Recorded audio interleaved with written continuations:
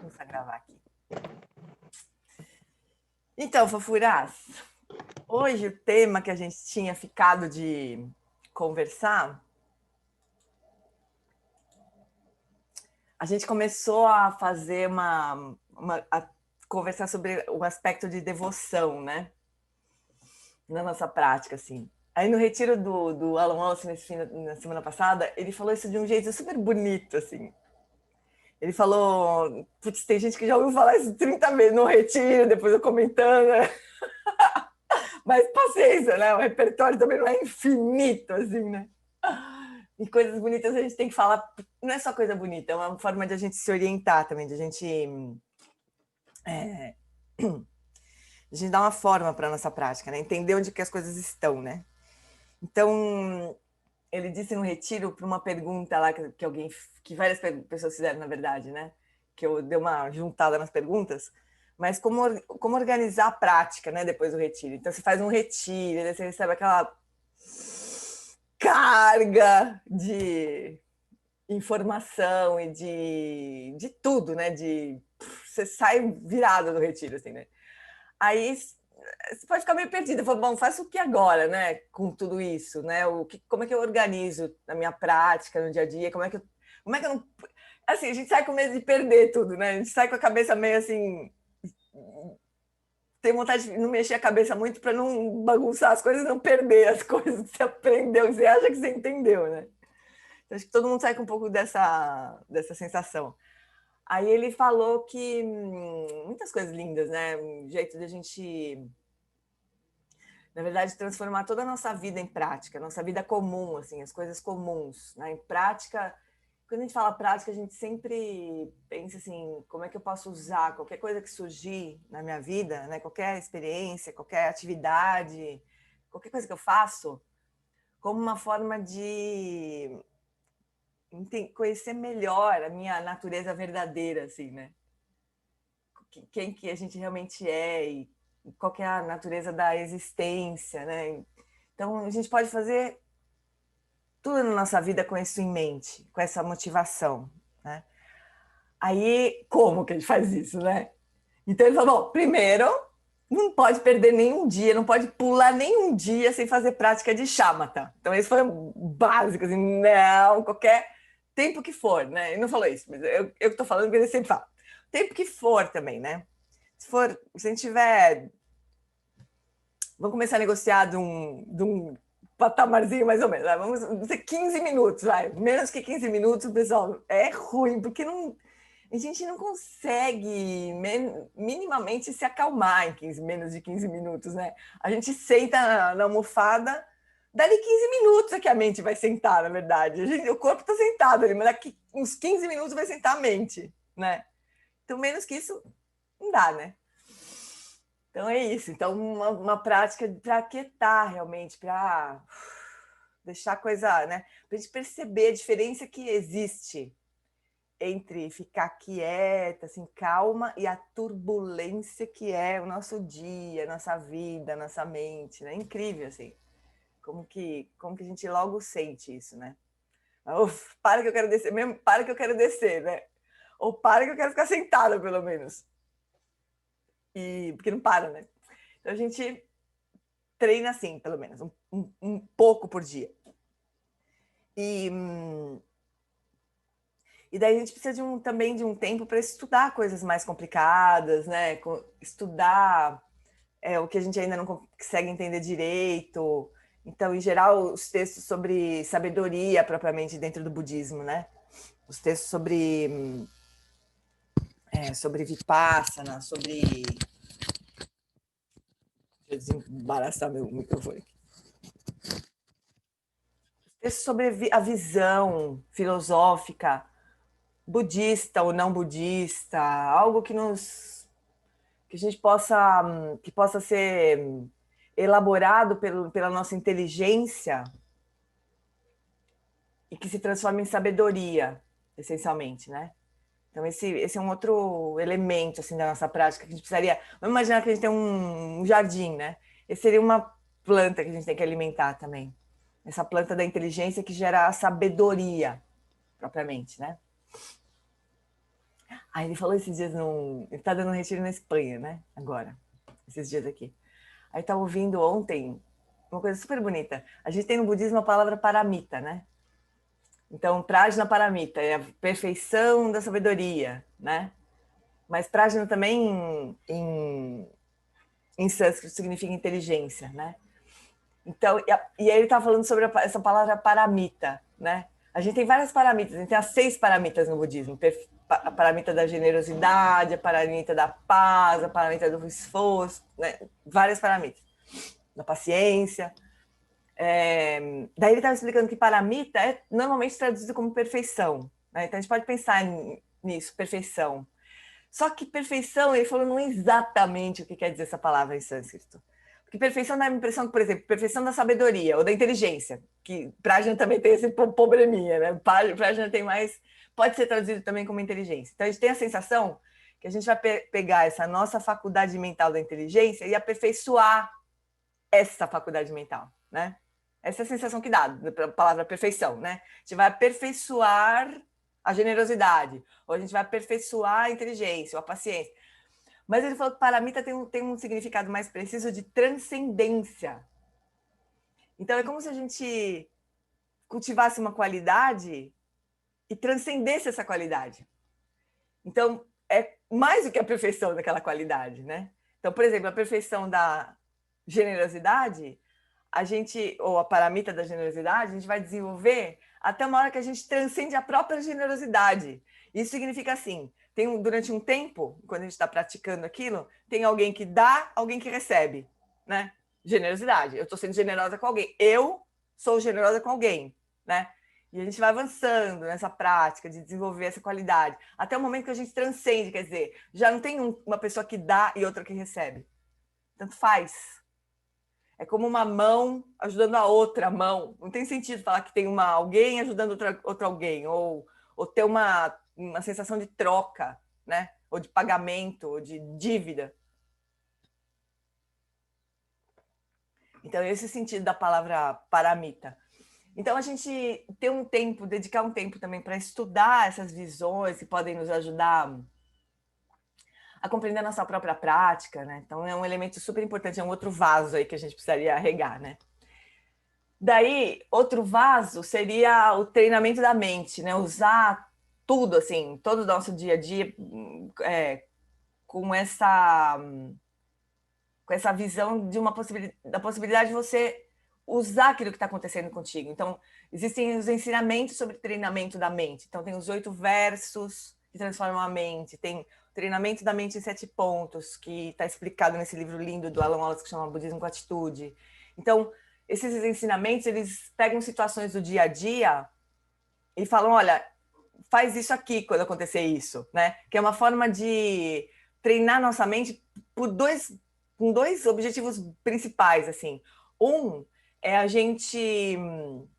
Não, na verdade, um é o objetivo principal, na verdade, que é eliminar essa sensação que a gente tem de dualidade, de ter um eu aqui que eu preciso defender e o outro ali que eu preciso também me defender do outro, né? Ou dar mais importância para mim do que para os outros. Então, essas práticas, em geral, acabam com essa sensação, né? Os livros do Alan Wallace estão vendo em qualquer lugar, qualquer Amazon, qualquer livraria grande. Você pode comprar. Pela internet, né? Especialmente. A Ivete estava perguntando. Então, outro vaso seria essas práticas de treinamento da mente, porque daí elas vão trazer, vão apontar todas as possibilidades que a gente tem de praticar isso, né? Então, a gente pode um dia também falar sobre esse aspecto aí. E o último, por fim, né, seria o cultivo das qualidades do coração, né? E daí que ele falou o seguinte, né, que a gente pode treinar essas qualidades do coração horizontalmente. Acertei também, de novo, né, Janinha? Horizontalmente, quer dizer, praticar as 4 incomensuráveis, né, de bondade amorosa, de compaixão, de alegria empática, equanimidade com todos os seres, né? E cultivar o nosso coração verticalmente. E esse verticalmente, então, seria o aspecto da devoção. De a gente cultivar a fé, né? E ele falou longamente sobre fé também, né, no retiro. Ele falou, no nosso caso, vamos supor que no caso dos alunos dele, né, aqui no Brasil, a gente está estudando um texto ou alguns textos de um mestre específico, assim, que é o do John Limpa, né, que é essa criatura aqui, ó. Deixa eu ver se consigo mostrar. Esta criatura aqui. Esse é um desenho que um amigo nosso fez. Vou abrir a tela aqui, peraí. Quer dizer, vocês não sei como é que faz, mas fica gravado. Esse aqui é do John Limpa. É um desenho de um artista amigo nosso lá de americano, Brandon. Então a gente tem estudado os ensinamentos desse mestre, né? Que por sua vez era um ser espetacular, assim, um ser extraordinário, assim. Então se diz que ele mesmo diz que ele não recebeu ensinamentos de mestres vivos, na verdade, ele recebia ensinamentos diretos de Guru Rinpoche. Então era ser um pouco assim, vamos combinar, não muito normal, assim, né? Não muito parecido com a gente, assim, né?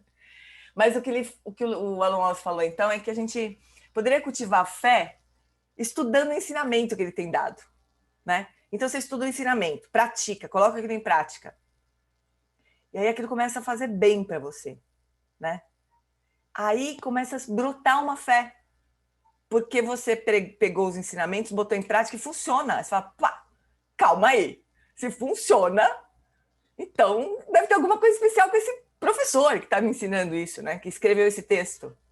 Aliás, esse professor, ele não tirou isso da cabeça dele, ele recebeu esse ensinamento do próprio Guru Rinpoche. Então, e aí a fé começa a brotar naturalmente porque você usou a sua inteligência, de novo, né? E o seu entusiasmo para colocar aquilo em prática e observou o resultado daquilo. Então a fé brota daí, né? Então essa é uma forma de cultivar a fé. Outra forma de cultivar a fé que eu queria conversar com vocês hoje, para a gente poder, porque a promessa está de a gente fazer uma prática, né? Porque a gente não fez prática, a gente só falou, não fizemos nenhuma prática disso, né? Mas eu estava começando a conversar com vocês que na visão budista, até estava falando com... Cadê a... Ah, não tá aqui. A gente estava até comentando assim, que na visão budista, né, as práticas de devoção, elas têm um mesmo significado, assim, um mesmo objetivo. Aliás, toda a prática budista tem o mesmo objetivo, às vezes eu acho, que é nos apontar quem nós verdadeiramente somos, né? Então, na visão budista, nós estamos seres humanos, né? Nós estamos, Jeane, Fabiana, Mi, nós estamos isso. E é claro que na maior parte do tempo, e para a maioria das pessoas também o tempo todo, a gente se identifica completamente com esse que nós somos hoje, né? Então, eu me identifico completamente com a Jeane, que tem esse corpo, que tem essa mente, essa história, né? Tem uma identificação completa com isso. A maioria das pessoas tem identificação única, exclusiva, com quem elas são nesse momento, né? E esse aspecto de transcendência, quando ele existe na visão da maioria das pessoas, ele é externo. Então, a maioria das religiões que são teístas, né? Elas têm algo que é superior a elas, mas que está fora. E o máximo que você pode aspirar é chegar perto desse ser, né? Então, as religiões teístas têm pelo menos aparentemente, e pelo menos mais externamente, tem essa visão de que você se aproxima de Deus, por exemplo, né? Não vou ficar me arriscando na religião católica, porque eu não entendo nada da religião católica, né? O budismo eu entendo um pouquinho, então fico mais à vontade de falar. No caso do budismo, não é a mesma coisa, assim. A gente não tem um ser externo que é diferente de nós e que nós, o máximo que a gente vai poder fazer é se aproximar, né? A gente tem todo esse panteão assim, né, de deidades e de budas e de bodhisattvas e de mestres e, né, uma infinidade desses seres, na verdade, mas todos eles apontam a nossa própria natureza de Buda. Essa é a visão budista, né? Nós somos a visão budista é assim, nós somos Budas. Agora, Valério, você é um Buda, entendeu? A gente fala, bom, é porque você não me conhece, né? A gente fala, você tá falando, se alguém fala para mim, Genê, você é Buda, viu? Eu falo, é porque você não sabe como é minha mente atrapalhada, por isso que você está dizendo isso, né? A gente não se reconhece assim, né? Então, o que o budismo faz? Qual que é a parada toda do budismo? É fazer a gente entender e sentir e agir como Budas que somos, né? Esse é o trabalho todo do caminho budista.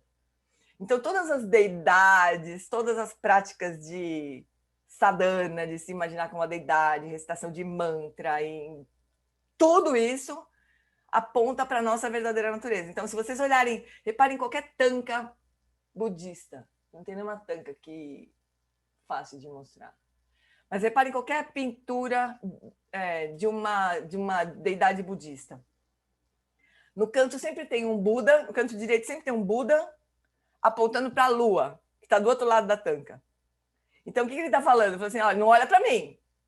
Então, ó, como se ele estivesse apontando para a lua, que é, na tradição budista, ela é sempre também usada, representada, como sendo a própria natureza de Buda, que pode lançar o seu reflexo em qualquer água, em qualquer lago, em qualquer piscina. Então, é a natureza de Buda se refletindo em qualquer lugar, né? Muito usado isso. Então, o próprio Buda fala, não olha para mim, olha a lua, olha a sua verdadeira natureza qual é, né? Então, o budismo está sempre apontando para isso. Pero nós podemos ter avançar nesse caminho de reconhecer essa nossa natureza como se a gente se espelhasse, como se a gente usasse essas deidades como espelhos, como símbolos, né? Que vão nos aproximar, que a gente vai usar para se reconhecer, né? Então, para isso que essas deidades todas estão aí. A gente pode fazer as verdadeiras práticas e os verdadeiros lamas, né? Eles não criam uma relação de professor-aluno no sentido de ter essencialmente uma grande diferença entre ele e o aluno, né? O trabalho do lama budista, dos professores budistas, é nos ajudar a descobrir a nossa verdadeira natureza. Só isso, é só para isso que eles estão aí, na verdade, né?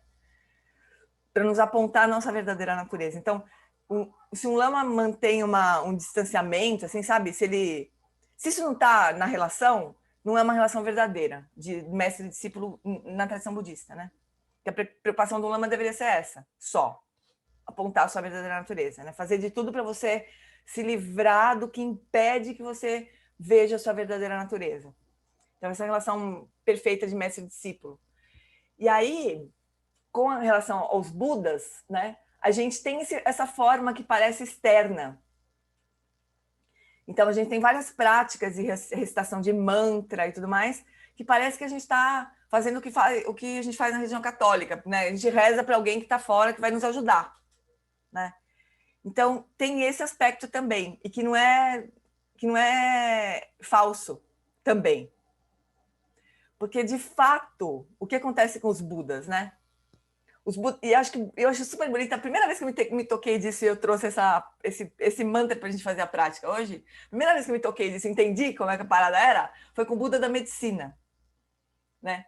Tem essa figura do Buda da medicina. Aí uma vez eu recebi um lama que é um queridaço, assim, eu considero meu professor também, o Lama Tati, no Rio de Janeiro.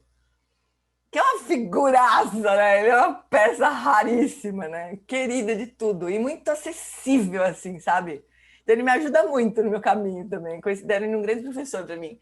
E ele me deu, sei lá por que cargas d'água, ele mandou um livro do Buda da Medicina para mim, um texto sobre o Buda da Medicina.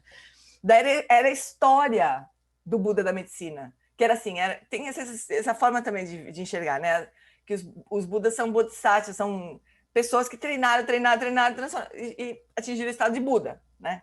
Tem essa visão também gradual, do caminho gradual, né, no budismo. Então, o Buda da medicina, ele era um bodhisattva, ele era uma pessoa que treinava com essa aspiração. Ele passou todas as vidas dele treinando com a aspiração de que, quando ele atingisse o estado de Buda e as pessoas se lembrassem dele no momento de dor, de sofrimento, de doença, ele ajudaria. Então, é como se quando esse Bodhisattva se torna um Buda, ele tivesse essa habilidade específica de ajudar, de socorrer, de dar as bênçãos, de ajudar as pessoas que se lembrarem dele nesse momento e rezarem. Não porque tem uma coisa super bonita também no budismo que eu acho, não porque a gente reza, então o Buda fala, você, e vai lá e dá a bênção, né? Não é assim. Quando a gente reza, na verdade, ou quando a gente recita um mantra, a única coisa que acontece é que a gente se liga que os Budas estão lá enviando bênção pra gente o tempo todo, né? É como se o sol estivesse brilhando o tempo todo e a gente, de repente, resolve abrir a janela. Não é que o sol brilhou porque a gente abriu a janela, né? Mas, quando a gente abriu a janela, o sol entrou, né? Então, rezar, recitar mantra, se lembrar das deidades, estabelecer esse vínculo, essa conexão com os Budas, é abrir a janela, né? Porque o Alan Watts fala, Buda não vai fazer nada diferente do que a gente já está fazendo, né? Ele está fazendo isso o tempo inteiro.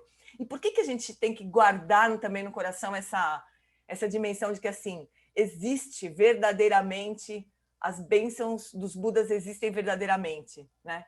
Porque os Budas, eles têm um poder, uma habilidade infinitamente superior à nossa própria mente ou a qualquer coisa que um ser humano é capaz de fazer. Ele atingiu esse estado por meio da prática, quer dizer, ele atingiu a perfeição da existência, né? Da potencialidade da mente. A mente de um Buda é a paramita da mente, vamos dizer assim, né? É a perfeição, é a transcendência da mente humana. Então, de fato, eles têm habilidades que a gente pode não entender que tem, né? E pode perder de ver também. Então, quando a gente reza, recita mantras, a gente se abre para receber essas bênçãos, ou seja, para se conectar com essa sabedoria que tem um efeito na nossa mente, que tem um efeito na nossa vida. O Alan Watts falou um dia desses, as bênçãos são tão reais para mim quanto as aflições da minha mente. Por que será que a gente tem... O Tenzin Wangyal falou isso ontem também. Por que será que quando a gente está com uma aflição qualquer, assim, tipo, a gente está com raiva, a gente não duvida da raiva. E quando a gente tem, assim, quando a gente estava super feliz e por uma razão que a gente não consegue nem explicar, a gente duvida disso, né? Eu não sei nem por que eu tô feliz assim. A gente duvida da felicidade, mas não duvida da raiva, não duvida da tristeza, não duvida, né? A gente tem um pouco mais de dificuldade em duvidar do que dá certo, né? Do que é bom, então. E daí receber as bênçãos é um pouco isso também. A gente poderia se abrir para que essa conexão traga alguma coisa diferente para nós, diferente do que a nossa mente conceitual é capaz de alcançar.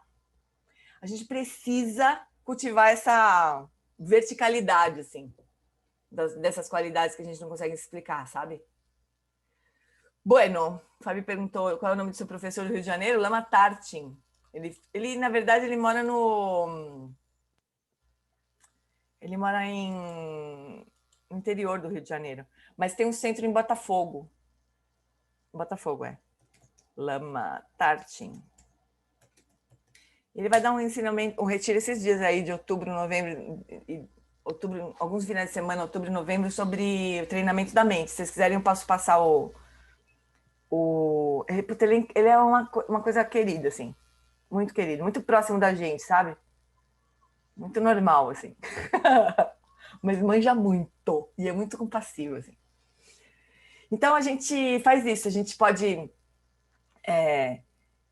notar que tipo de conexão que a gente tem. Né?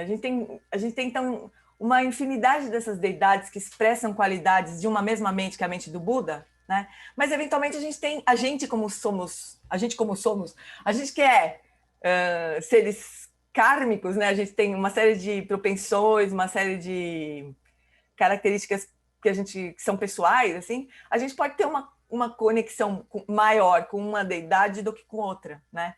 Ou com uma qualidade do que com outra. Então, tem algumas coisas que são unanimidades, assim, tipo, tem algumas unanimidades no budismo, né? Uma delas é o Buda da medicina. Outra é Tara, que é a qualidade feminina do Buda, né? De acolhimento, de sair correndo para ajudar. E Tara é a ajudante veloz, assim, aquela que você, quando o bicho pegou, assim, né? Então a gente reza o mantra de Tara para a gente poder receber uma ajuda rápida, assim. Então Tara também tem uma história super bonita. Ela é Ela é a história de uma mulher que durante muitas vidas nasceu como mulher e fez o voto de atingir a iluminação num corpo de mulher, que no tempo dela era uma treta total, né? Ser mulher e atingir a iluminação como uma mulher, né? Então Tara é essa deidade feminina maravilhosa. Tem também uma história que ela nasceu das lágrimas do Buda da Compaixão. Avalokitesvara, que é o Buda da Compaixão, que também é uma unanimidade, né? Porque o Buda da Compaixão é uma das qualidades mais conhecidas do Buda, assim. Então, o Buda da Compaixão, que é Avalokitesvara, ele fez o voto de ajudar todos os seres a atingir a iluminação, né? A se livrar de sofrimento, a atingir a iluminação. Aí diz que tem essa história que ele trabalhou no Sansara, né? Ajudou um monte de seres a atingir a iluminação. Quando ele olhou para trás, que achou que já estava tudo resolvido, olhou para trás, estava tudo ali ainda, né? O Sansara igual, do mesmo tamanho, o mesmo número de gente sofrendo, né? Aí ele se desesperou e se despedaçou. Aí se diz que o Buda Amitabha, que era o que emanou o Buda da Compaixão, deu um pito nele. Falou assim, não, eu vou te ajudar, refaz o seu voto, eu vou te ajudar. E daí ele surgiu o Tereziga, o Avalokitesvara, de 1000 braços, né? Aí se diz que de cada mão desse Buda, de Avalokitesvara, vai surgir um Buda. Então nós vamos ter 1000 Budas nesta era, né? Nós estamos no quarto, que é o Buda Shakyamuni, então tem vários ainda para vir. Né? Mas tem essa história. E daí diz que das lágrimas de Avalokitesvara, quando ele viu aquele infinito de gente ainda no Sansara, de pessoas, de seres no Sansara, que ele chorou, surgiu Tara, né? Para ajudar a Terezigue também. Então ela é essa figura maravilhosa também. Então a gente podia explorar mais, assim, né? Cada um de nós assim pode explorar mais. Que tipo de qualidade mais nos toca.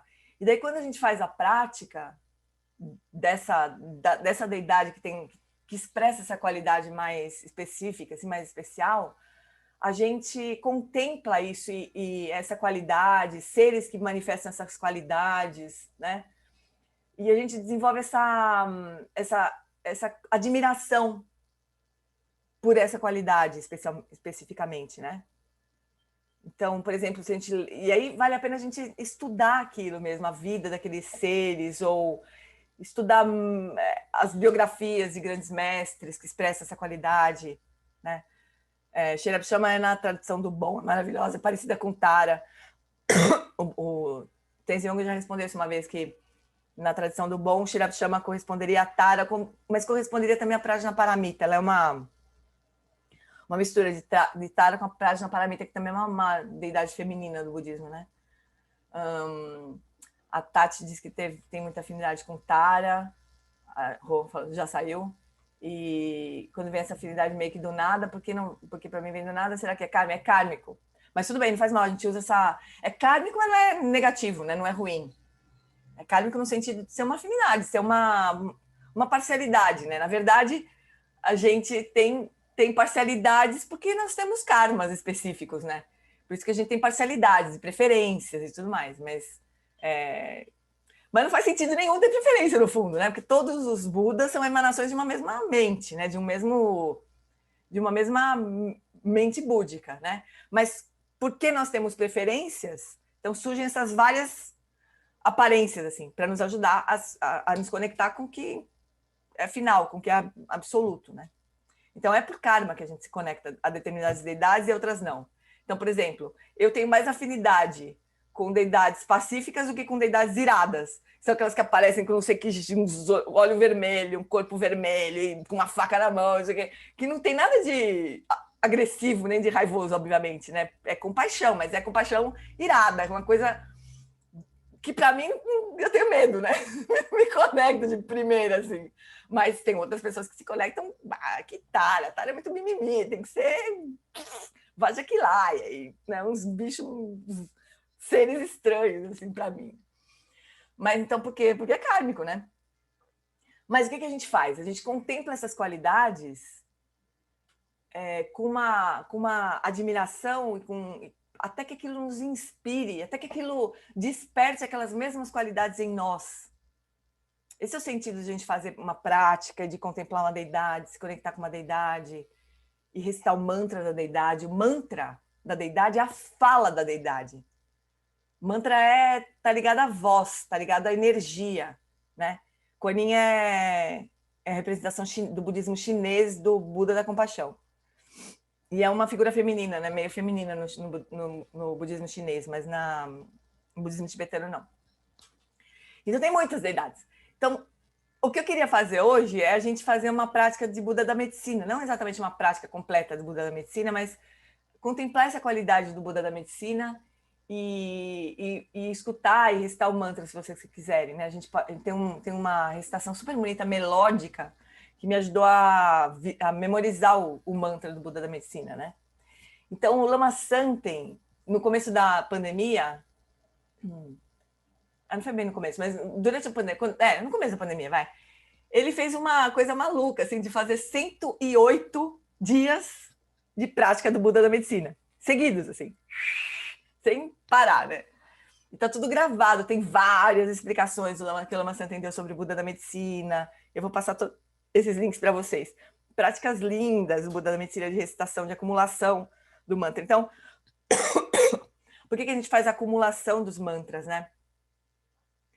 Pensa assim, tudo que a gente faz numa prática com uma deidade tem esse objetivo de nos ajudar a conectar com aquela qualidade que é nossa, que tem dentro de nós, que só está sendo tocada, só está sendo ativada, vamos dizer assim, né? Então, quando a gente recita o mantra muitas vezes, a gente deveria se entregar para a recitação do mantra mesmo, né? Se conectar com a recitação do mantra como quem está se conectando, como quem está conversando com a deidade, né? Como quem está estabelecendo essa conexão mais profunda com a energia daquela deidade, né? E não ficar se preocupando, o que significa, tentar ficando traduzindo o mantra na cabeça enquanto está recitando. Esquece tudo isso. Só se entrega para a recitação, né? E só procura se conectar com essa aspiração, como se fosse assim, qual que era a aspiração desse Buda, né? A aspiração desse Buda é que os seres se livrem da dor física, mental, psicológica, do sofrimento, como qualquer Buda faz, né?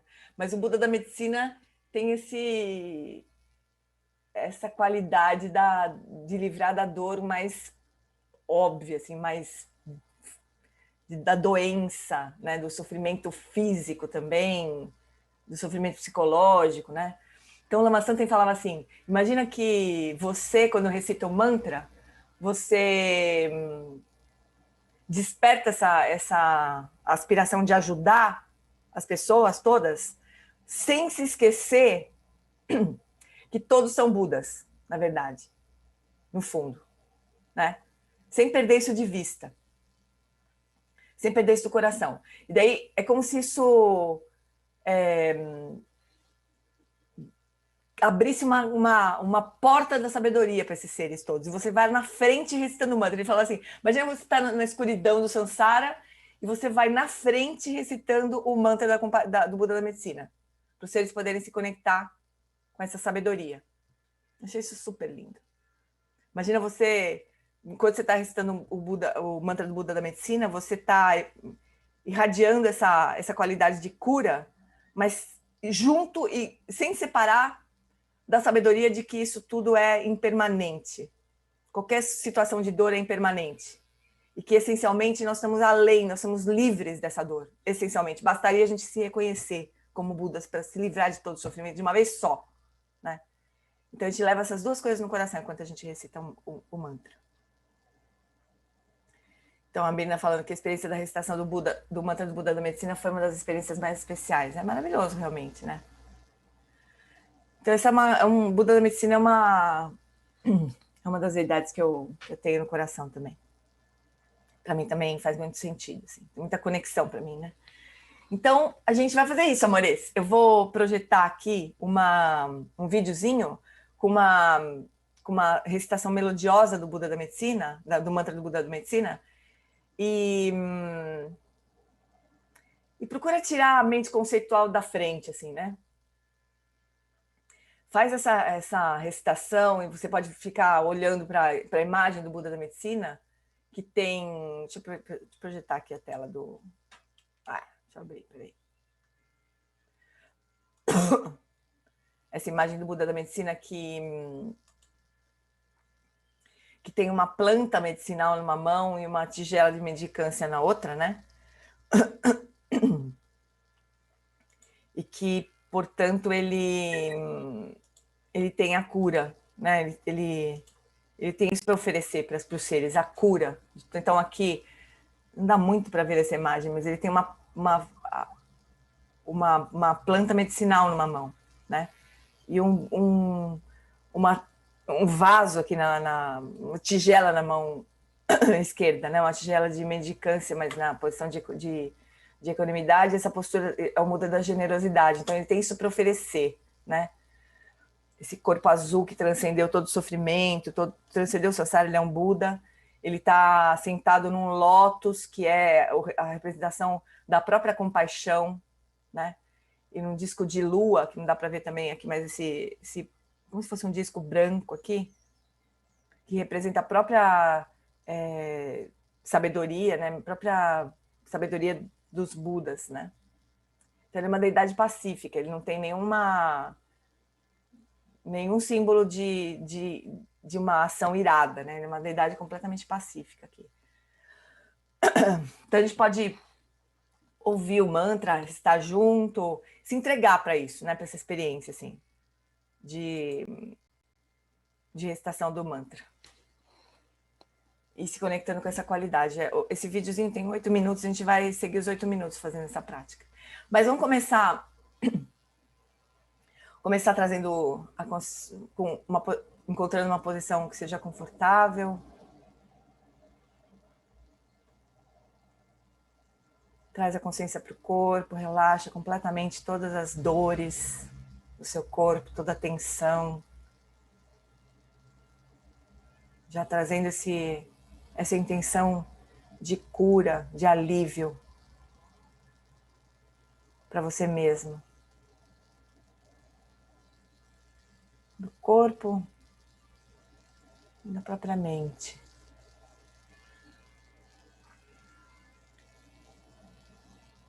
É claro que essa prática passa por nós, começa por nós, na verdade. Essa prática de compaixão extrema, de livrar nós mesmos de todas as dores, de todo sofrimento físico, mental. Para que tudo isso não seja um impedimento para nós reconhecermos a nossa verdadeira natureza de Buda.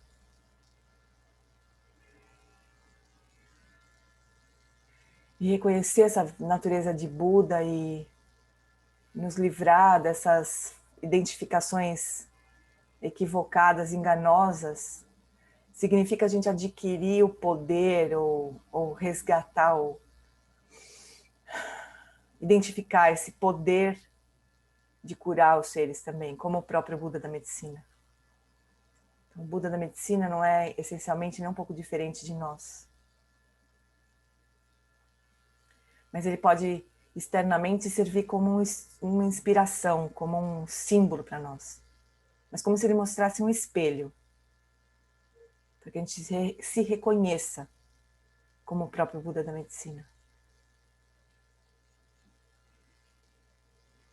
Então agora a gente vai ouvir essa recitação do mantra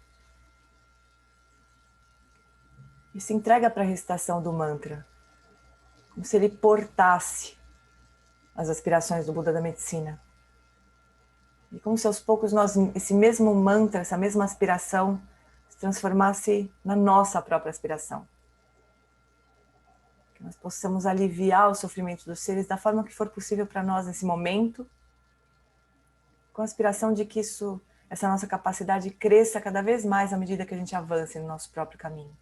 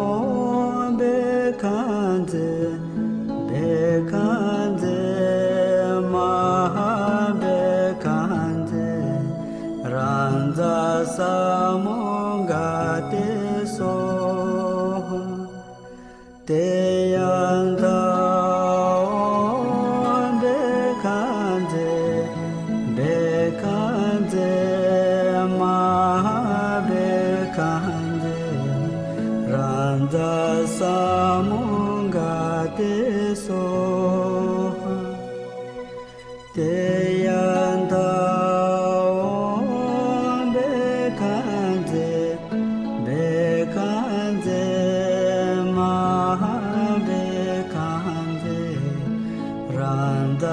samongate soha Deyanta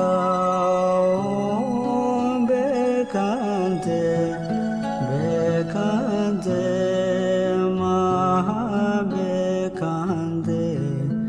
Randa samongate soha Deyanta bekante bekante mahabekante Randa samungate soha Deyanta bekante bekante mahabekante Randa samungate soha Deyanta bekante bekante mahabekante Randa samungate soha Deyanta bekante bekante mahabekante Randa samungate soha Deyanta bekante bekante mahabekante Randa samungate soha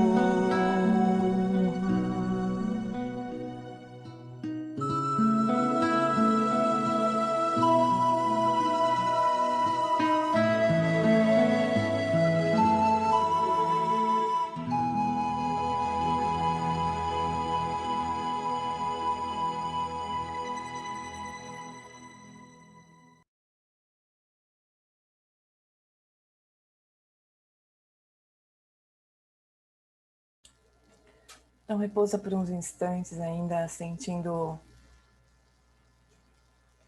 o efeito da vibração, o som do mantra. E lembra que o mantra é o próprio Buda. O corpo, a fala e a mente do Buda não são separados. Então, quando nós recitamos o mantra de um Buda, é como se nós estivéssemos na presença desse Buda.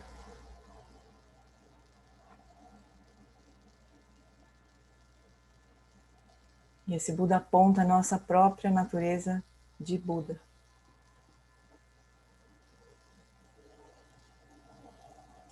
Então deixa que toda a imagem, o som, essas qualidades da mente, do Buda da medicina, se dissolvam dentro do seu coração.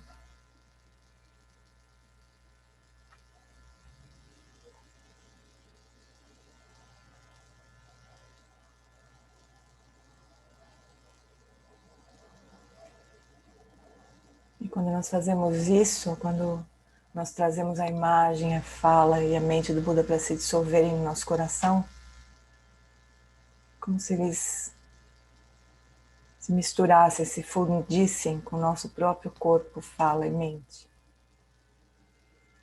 Então a gente encerra a prática formalmente, mas como se a gente levasse isso conosco durante todo o dia.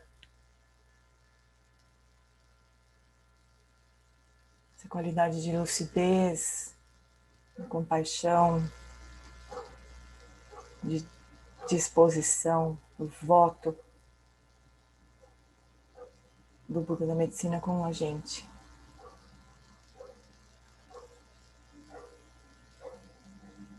Lembra que a cura mais profunda é a libertação da própria ignorância com respeito a quem nós somos. Então, se nós nos identificamos com o Buda da medicina, nós estamos muito mais próximos da realidade do que nos identificando com a nossa própria mente comum.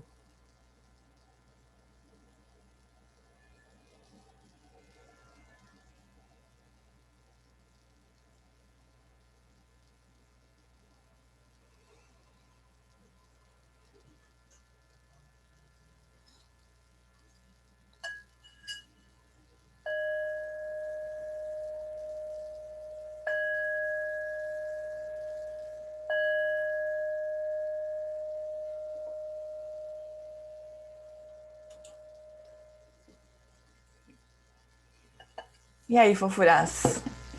Todos Budas da medicina? Budas da medicina, como que foi a prática?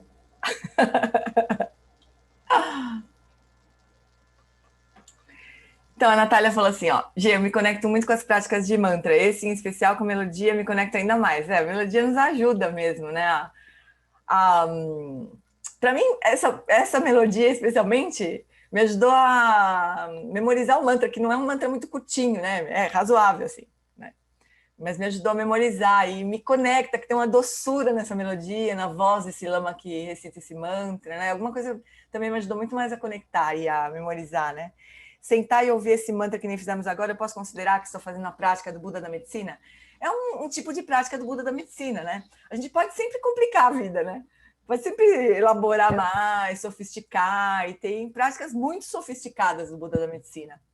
Em geral, as práticas mais sofisticadas de algumas idades, elas exigem uma iniciação, né? Então, a gente pode também receber uma iniciação. O Lama Tartin dá iniciação do Buda da medicina. Já tomei uma iniciação do Buda da medicina com ele. Eu já tomei iniciação do Buda da medicina umas 500 vezes já. Eu traduzi pro... Eu traduzi uma iniciação de Buda da medicina. Sou uma desavergonhada, eu devia fazer mais frequentemente essa prática, né? É uma iniciação super bonita, mas não precisa, né? A prática do Buda da medicina é uma prática que não requer iniciação, né? E a gente pode fazer de várias formas, mas essencialmente todas as práticas elas são essencialmente iguais, assim. A gente se sente como se estivesse na presença do Buda da medicina, o Buda da medicina estivesse nos apontando a nossa própria natureza de Buda da medicina, né?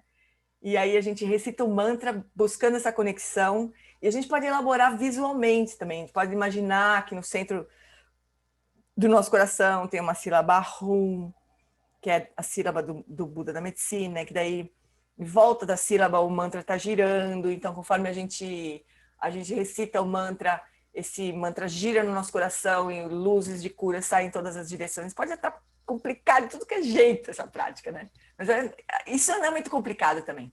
Agora, no link que eu vou passar no nosso grupo lá da Ação Paramita, que o Voltei. Desculpa aí. Caí e voltei. Então, no link que eu vou passar da Ação Paramita, o Lama Santos explicou muito detalhadamente a prática do Buda da medicina. Super bonito, né? Então, a gente pode estudar e pode ir... pode ir aperfeiçoando a nossa prática, né? Mas a essência da prática é essa, assim, a gente se sentir na presença do Buda da medicina, que não tem uma essencialmente diferença da nossa própria mente, né? Como se ele tivesse nos apontando a nossa verdadeira natureza. E também a gente pode fazer essa prática incluindo todos os seres, né? Especialmente nesse momento. Não foi à toa que o Lama fez 108 dias de prática do Buda da medicina no meio da pandemia, né? Então a gente pode trazer para o nosso coração, conforme a gente recita o mantra, que esse mantra possa tocar as pessoas todas, né? E possa levar alívio, conforto, tranquilidade, saúde, né? Mas especialmente que as pessoas, então, que todos os seres se livrem da ignorância, especialmente, né? Se livrem de todas as dores, no nível relativo, mas de toda a ignorância no nível absoluto também, que elas descubram que elas são Budas. Né? Deixa eu ver. Tem mantras diferentes do Buda da medicina. Tem um mantra longo do Buda da medicina, que é um pouco mais complicado, que o Lama Santen começou... O Lama Santen, no SEB, ele recitava o mantra longo. Daí teve um momento que ele desencanou de recitar o mantra longo, ele começou a recitar o mantra curto, que é esse aqui que a gente fez, né? Então, para acumulação do mantra, a gente recita o mantra curto. O Lama que fazia isso, não sei porquê, e depois ele parou de fazer também, não sei porquê. Mas, essencialmente, pode ser um mantra curto, né? O mantra... Ó, eu vou... Aquele mantra longo é um pouquinho mais difícil, assim, no começo, né, pra gente. Mas eu achei tão poderoso também. É o mesmo mantra, não tem diferença em termos de mantra, é o mesmo mantra, né? Normalmente, o que a gente faz nas práticas? Normalmente, a gente recita o mantra longo uma vez, ou 3 ou 7, e depois acumula o mantra curto. Dá no mesmo, né? O que gira, na verdade, em volta do Hum é o mantra curto, né? Nas iniciações que eu recebi, era um mantra curto. Mas a gente recita Om Namo Bhagavate Bekaze Guru Bedurya Prabhadzaya Tathagata Rate Sambo... Como é que é? Om Namo Bhagavate Bekaze Guru Bedurya Prabhadzaya Tathagata Rate Samyak Sambudaya Teyata Om Bekaze Maha Bekaze Rajasam Gate Surra. Esse é um mantra longo. Mas não precisa ser. Pode ser só curto. E pode ser cantadinho também. E pode ser devagar. Não precisa ser corrido, pode ser devagar, não precisa correr. Então, eu também fico numa aflição, assim, de fazer prática com recitações, com alguém recitando e a pessoa... Para mim, agita a minha mente, sabe? Eu não acho bom isso. Mas, sei lá, tem gente que entra nesse ritmo. Tá bom, né? Mas eu, como já sou meio... Para mim, é melhor se o mantra for devagar, uma recitação calma, né? Me ajudar um pouco mais, assim. Mas então, a gente fez essa prática do Buda da Medicina, mas isso vale para qualquer outra prática que a gente quiser fazer. A gente já fez uma vez, um tempo atrás, a gente fez uma prática de Avalokitesvara nesse horário aqui. Tá lá no sulca.net.br. Tem uma prática de Avalokitesvara com recitação do Mani Padme Hum. Então é maravilhosa, né? Então, é importante a gente criar essa conexão com algo que está além dessa nossa mente comum. Esse é o ponto da prática de devoção, né? Criar essa conexão com algo que transcende nosso intelecto. Isso é muito importante, porque o intelecto, a gente estava conversando nos outros dias, né? Essa mente comum, que raciocina, que blá, blá, blá, isso aí, que conversa, que, né? Ela não vai atingir a iluminação.